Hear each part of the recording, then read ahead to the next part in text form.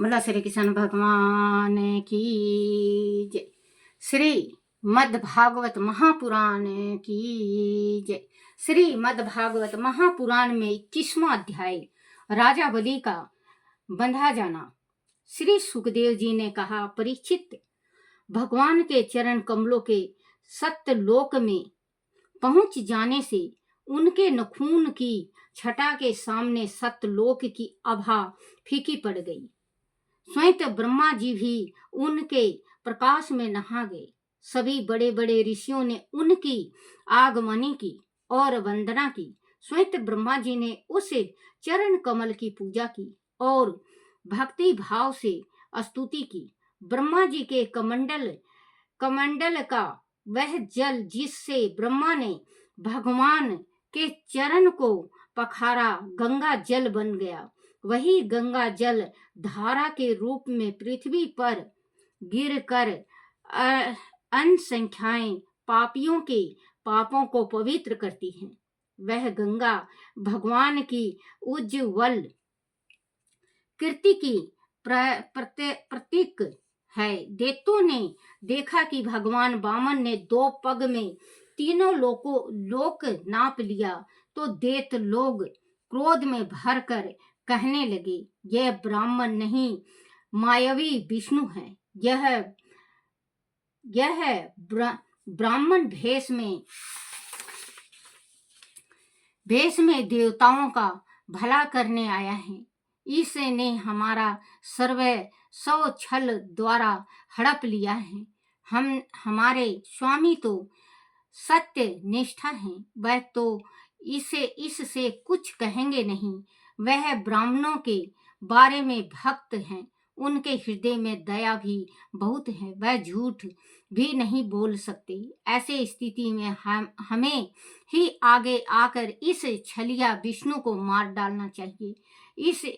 इससे हमारे राजा बलि की सेवा भी हो जाएगी। ऐसा सोचकर राजा बलि के अनुसार असुरों ने अपने अपने हथियार उठा लिए और राजा बलि की इच्छा के विरुद्ध भगवान पर टूट पड़े। जब विष्णु भगवान के प्रसादों ने उन आक्रमण की नियत से आगे बढ़ते देखा तो उन्होंने भी अपने शस्त्र उठा लिए और आगे बढ़कर उन्हें रोक दिया। वह असुर की सेना का संहार करने लगे। जब राजा बलि ने उन्हें लड़ते देखा तो आगे बढ़कर उन्हें रोका। उन्होंने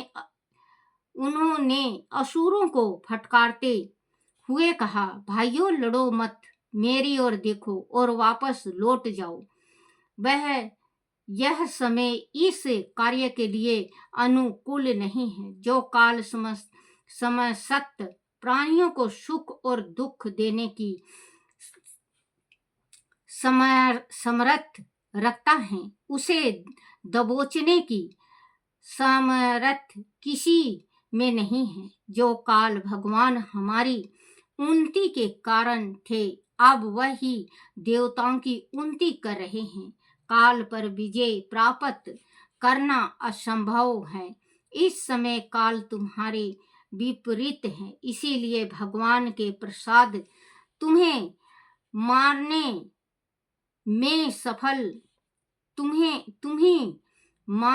में सफल हो रहे हैं। अनुकूल समय आने तक तुम्हें प्रतीक्षा करनी चाहिए। परीक्षित अपने स्वामी की बात सुनकर दैत्य सेनापति रसातल में चले गए। उनके जाने के बाद भगवान के संकेत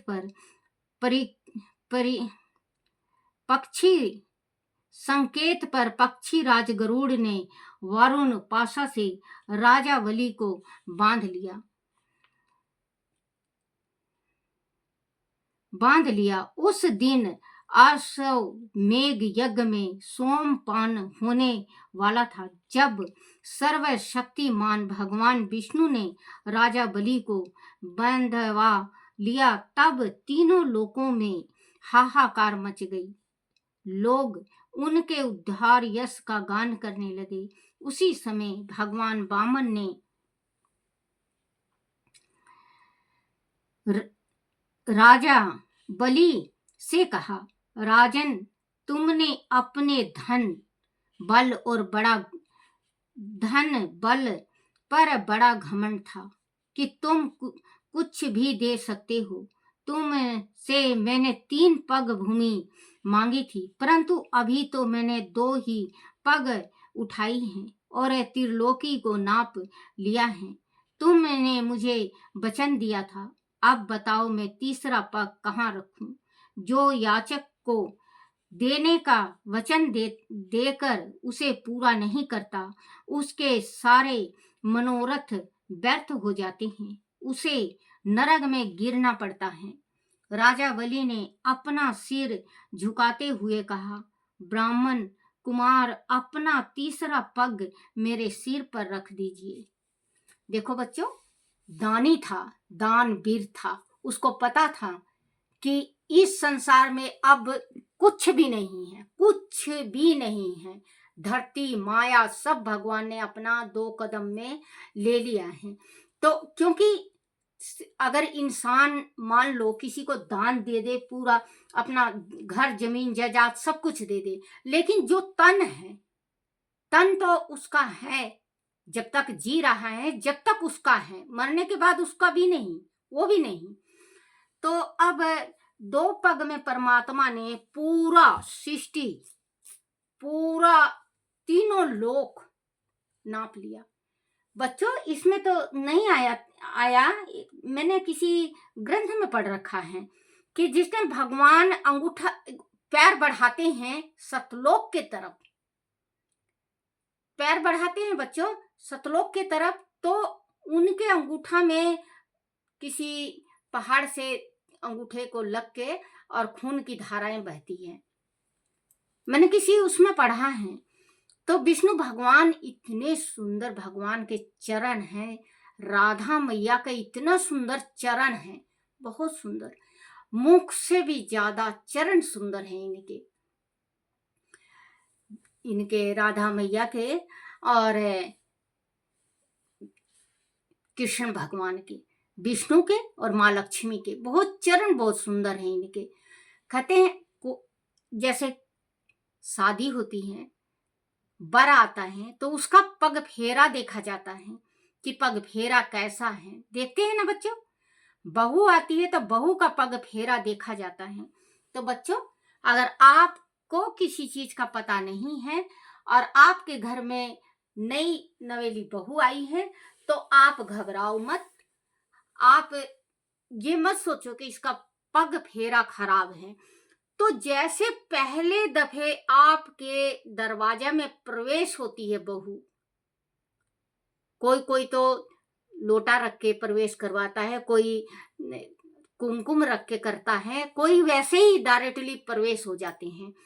तो आप हमेशा ध्यान रखना कि जो बहू आई है वो सीधा पैर रखे, अपना भीतर, घर के भीतर सीधा पैर रखे, तो उसके घर में किसी चीज की कमी नहीं आएगी, उसके घर में सारी चीज भरी रहेगी। क्योंकि कहते हैं कि बहू का क्या उल्टा पैर पड़ गया, जो हमारा घर का सत्यानाश हो गया है। तो वास्तव में उल्टा पैर पड़ जाता है किसी किसी के घर में, तो वो सत्यानाश हो जाता है। और रहा बेटी की, बेटी लक्ष्मी होती है, देखो बहू भी लक्ष्मी है, बेटी भी लक्ष्मी है।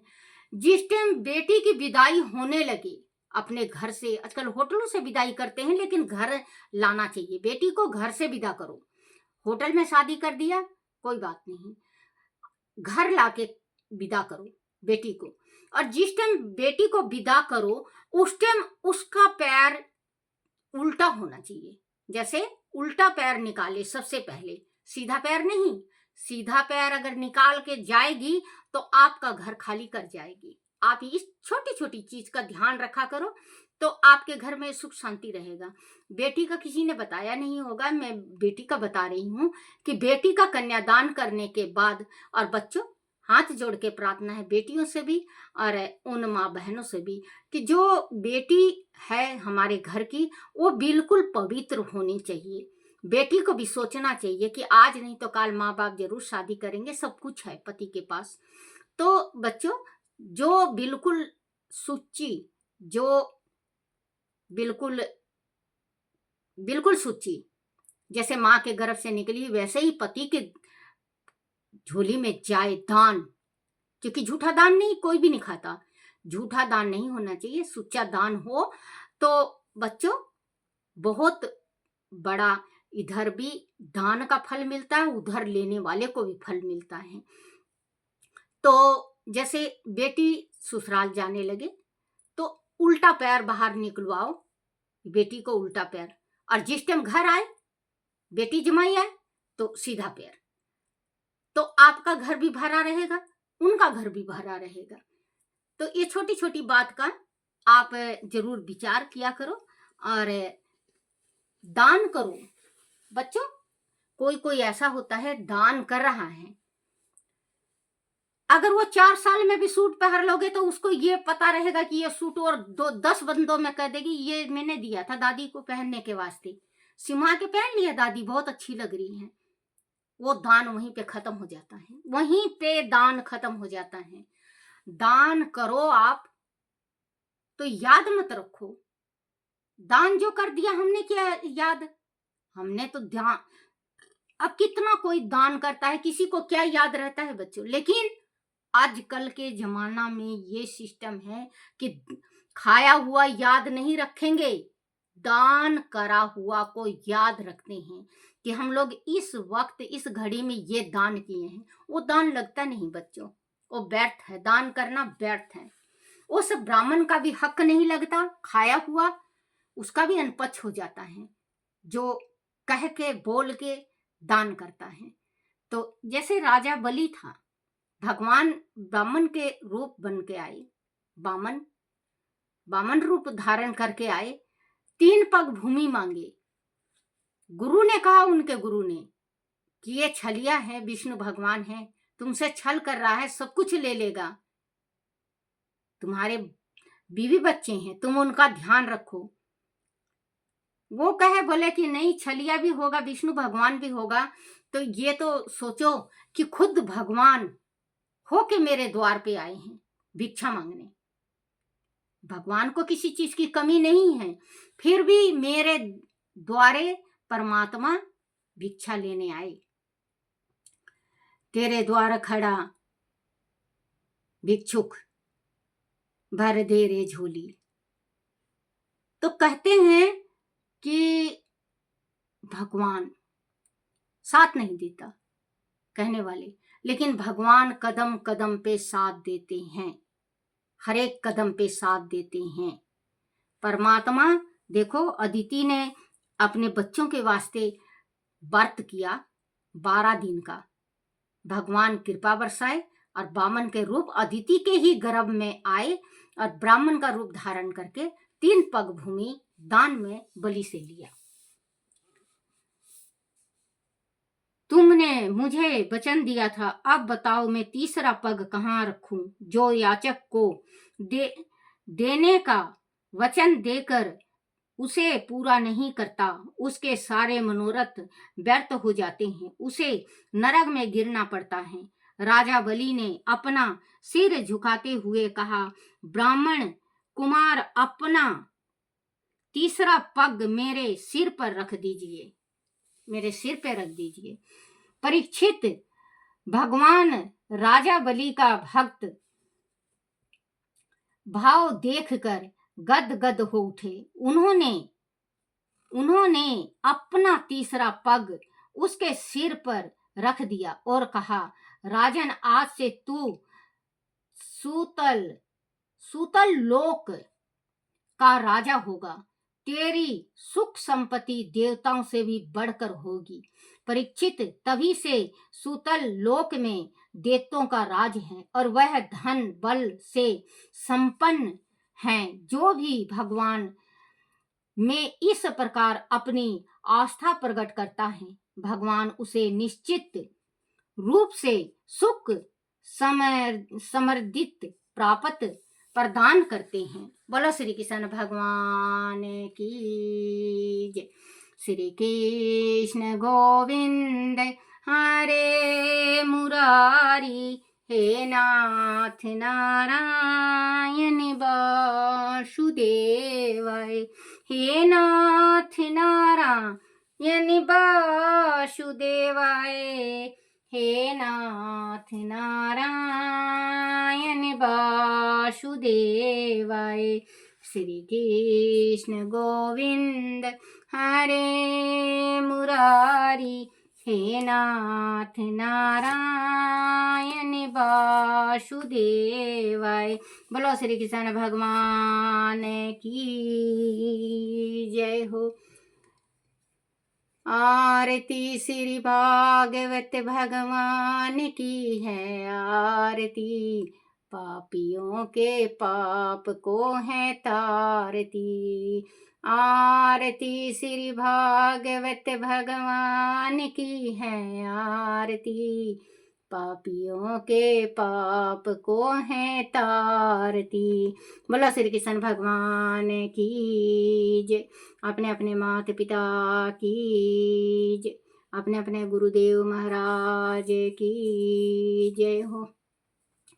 हे मेरे कन्हैया, हे मेरे बंसी वाले, हे मेरे मुरलीधर, मेरे से कोई भूल हो जाए, कोई चूक हो जाए, कोई टूटी रह जाए, मुझे क्षमा करना, क्षमा करना, क्षमा करना। बोला श्री भागवत महापुराण की जय हो। छोटे से लड्डू गोपाल की जय हो।